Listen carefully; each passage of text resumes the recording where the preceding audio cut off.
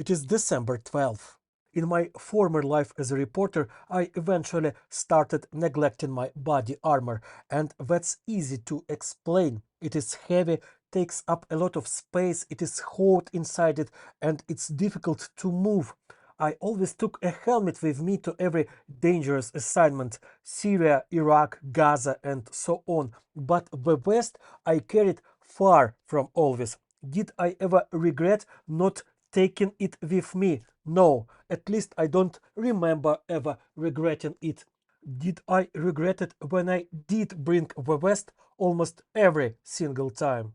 I had to look for a bag big enough to fit it, pay huge extra fees for its excessive weight at airports, and once the border guards confiscated it from me right upon arrival for the Arab Spring in Cairo. It just sat in the warehouse for 2 weeks until I flew back. Essentially, I just took the West on a round trip to Africa at my own expense.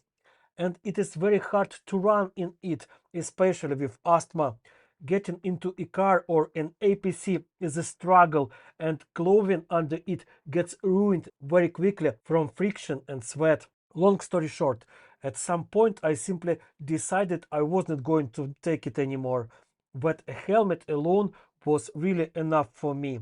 I even justified that decision with Vietnam War era statistics, claiming that the likelihood of suffering a severe head injury was much higher than getting hit in the body by a bullet or shrapnel. I did not know how accurate those numbers really were, but they suited me, so I clung to them. The helmet did save me a few times. It took hits from the stones and tear gas grenades.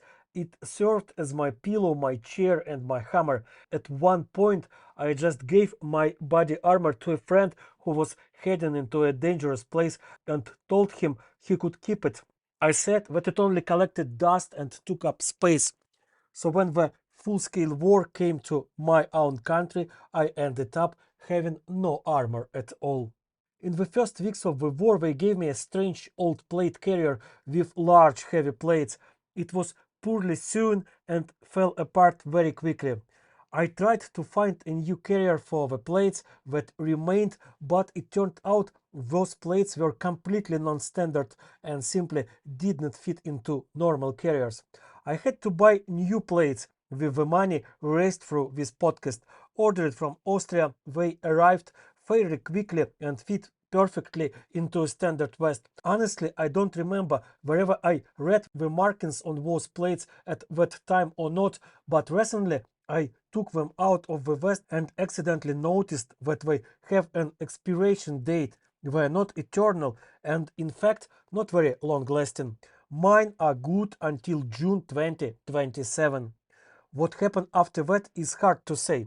As far as I understand, some kind of composite material, which makes the plates somewhat lighter than the solid metal ones, will start losing its properties and won't be as strong as before. Of course, we won't crumble into dust in July 2027, but they won't be as reliable as they are now. I hope I won't be serving in the army long enough for that date to matter, that the war will be over before then. But there is no guarantee at all. In the winter of 2022, when I went into the army, I thought it would be for a few weeks, maybe a couple of months. But I've been serving for almost 4 years now. June 2027 is already much closer than February 2022.